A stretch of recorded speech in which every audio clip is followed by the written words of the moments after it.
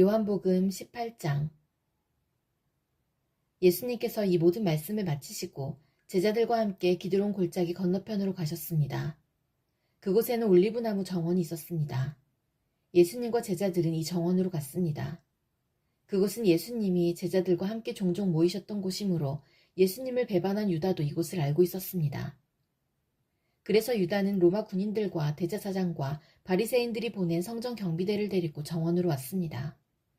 그들은 등불과 횃불과 무기를 들고 있었습니다. 예수님께서는 자신에게 닥칠 일을 다 아시고 그들 앞으로 나서며 물으셨습니다. 너희가 누구를 찾느냐? 그들은 나사렛 사람 예수다 라고 대답했습니다. 예수님께서 그 사람들에게 내가 그 사람이다 라고 말씀하셨습니다. 예수님을 배반한 유다도 그들과 함께 거기에 서 있었습니다. 예수님께서 내가 그 사람이다 라고 말씀하셨을 때 사람들은 뒤로 물러나 땅에 엎드렸습니다. 그러자 예수님께서 다시 물으셨습니다. 너희가 누구를 찾느냐? 그들이 나사렛 사람 예수다 라고 대답했습니다. 예수님께서 말씀하셨습니다. 내가 그 사람이라고 너희에게 말하였으니 너희가 찾는 사람이 바로 나라면 이 사람들은 가게 하여라. 이렇게 말씀하신 것은 예수님께서 이전에 아버지께서 제게 주신 자 중에 한 사람도 잃지 않았습니다 라고 말씀하신 것을 이루게 하시려는 것입니다. 그때 시몬 베드로는 칼을 차고 있었습니다. 베드로가 칼을 빼어 대제사장의 종을 쳐서 오른쪽 귀를 베어버렸습니다. 그 종의 이름은 말고였습니다. 예수님께서 베드로에게 말씀하셨습니다. 칼을 집에 꽂아라.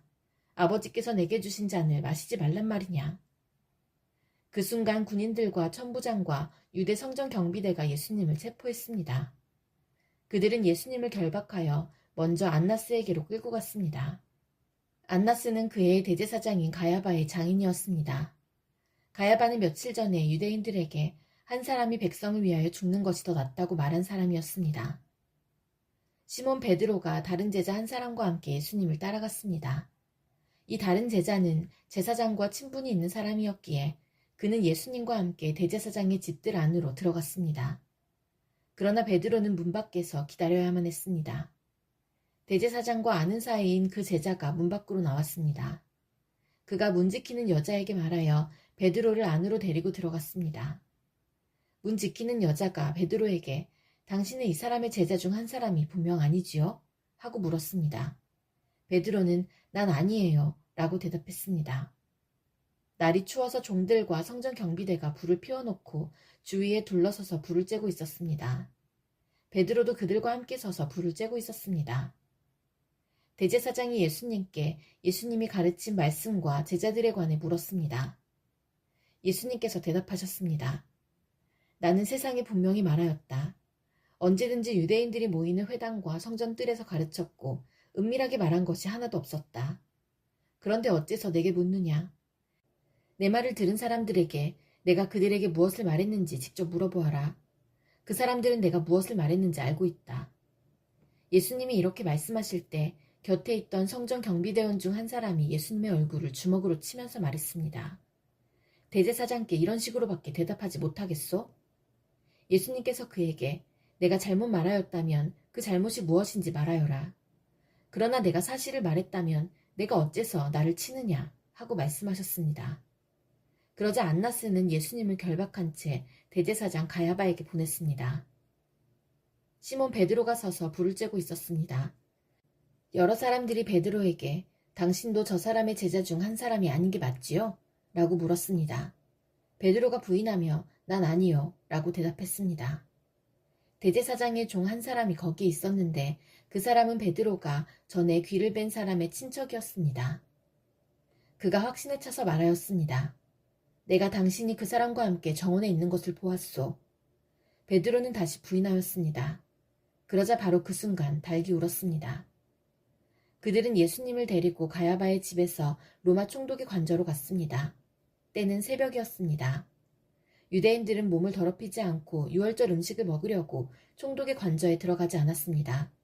그래서 빌라도가 직접 밖으로 나와 유대인들에게 물었습니다. 당신들은 무슨 죄목으로 이 사람을 고소하는 거요? 그들이 대답했습니다.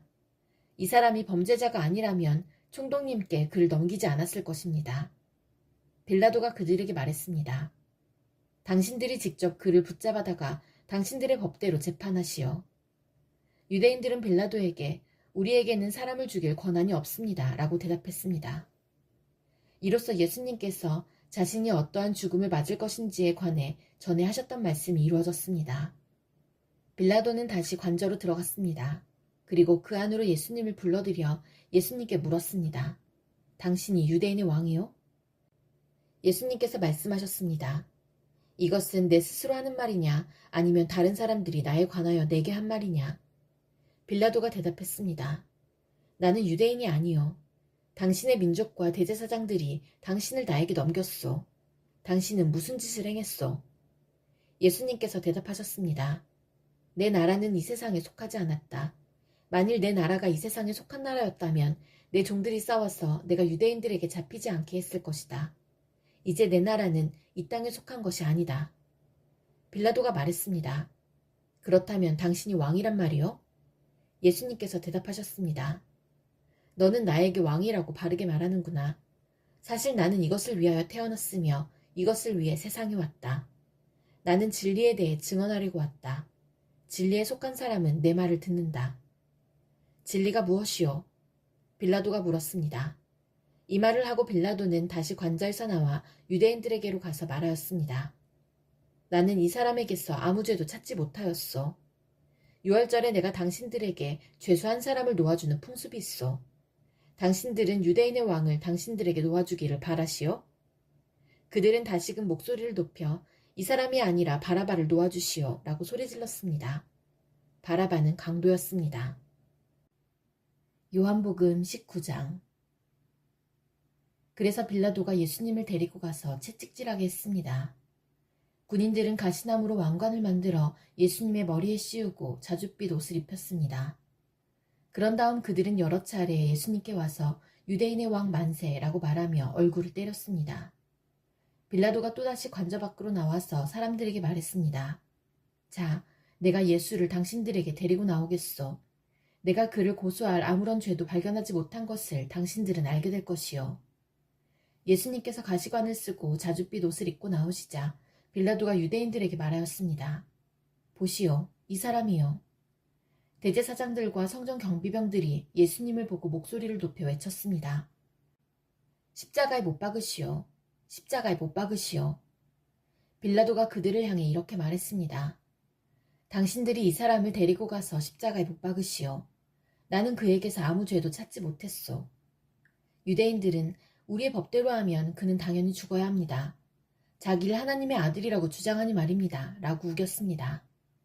빌라도는 이 말을 듣자 더욱 두려워하였습니다. 그래서 그는 다시 관저로 들어가 예수님께 당신은 어디서 왔소? 라고 물었습니다. 그러나 예수님께서는 그에게 대답하지 않으셨습니다. 빌라도가 예수님께 말했습니다. 나에게 대답을 하지 않을 작정이요? 나에게는 당신을 놓아줄 권한도 있고 십자가에 못 박을 권한도 있다는 것을 알지 못하오? 예수님께서 대답하셨습니다. 그 권세가 위에서 주어진 것이 아니라면 내게는 나를 해야 할 어떤 권한도 없다. 그러므로 나를 너에게 넘겨준 그 사람의 죄는 더 크다. 그때부터 빌라도는 예수님을 놓아주려고 애를 썼습니다. 그러나 유대인들은 소리를 지르며 만일 당신이 이 사람을 풀어주면 당신은 가이사의 지지자가 아닙니다. 자신을 왕이라고 하는 사람은 가이사를 반역하는 자입니다. 라고 외쳤습니다. 빌라도는 이 말을 듣자 예수님을 데리고 나와 돌로 포장된 바닥, 아람어로는 가바다에 마련된 재판석에 앉았습니다. 때는 유월절 주간의 예비일이었고 낮 12시쯤이었습니다. 빌라도가 유대인들에게 말했습니다. 보시오, 당신들의 왕이요. 그 사람들은 소리를 질렀습니다. 없애버려라, 없애버려라, 그를 십자가에 못 박아라. 빌라도가 그들에게 물었습니다. 당신들의 왕을 나더러 십자가에 못 박으란 말이요? 대제사장들이 대답하였습니다. 우리에게 가이사 외에는 왕이 없소.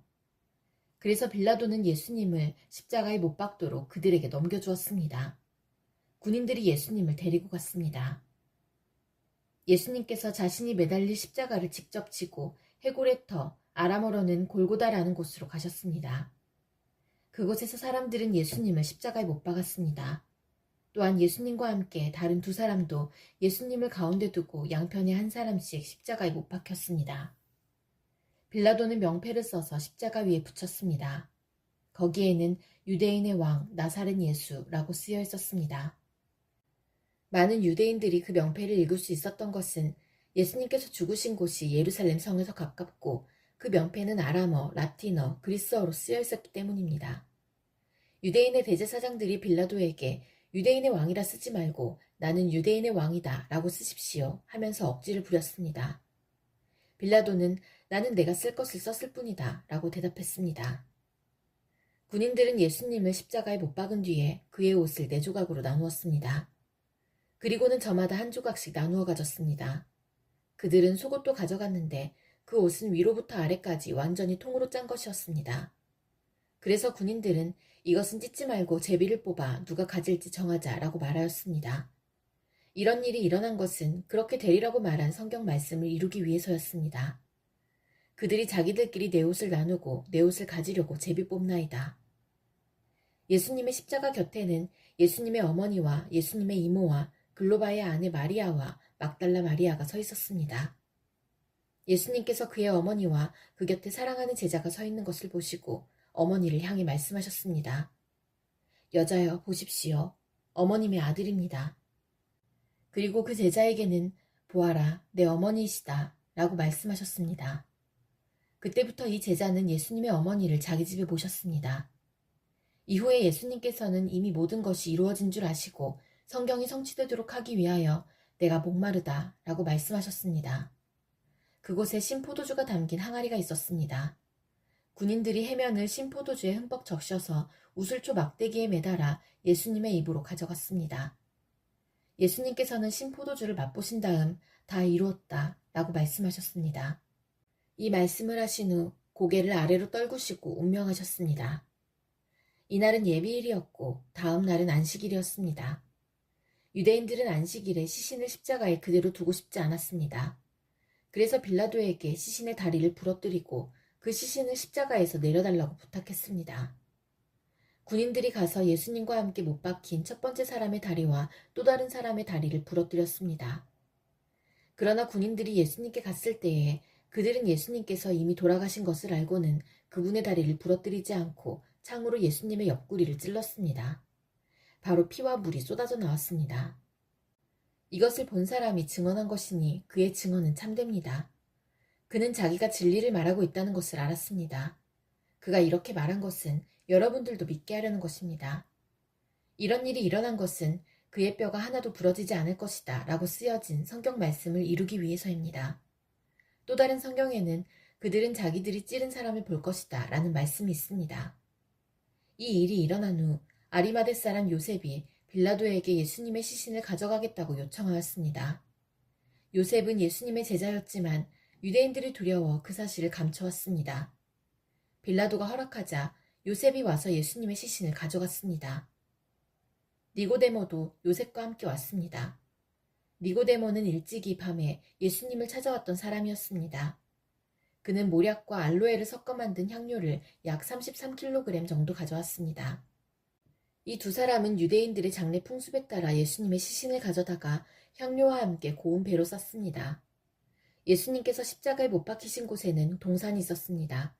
그 동산에는 아직까지 한 사람도 그 안에 안치한 적이 없는 새 무덤이 있었습니다. 무덤도 가까이 있고 유대인들의 예비일이기도 해서 요셉과 니고데모는 예수님의 시신을 그 무덤에 넣어두었습니다.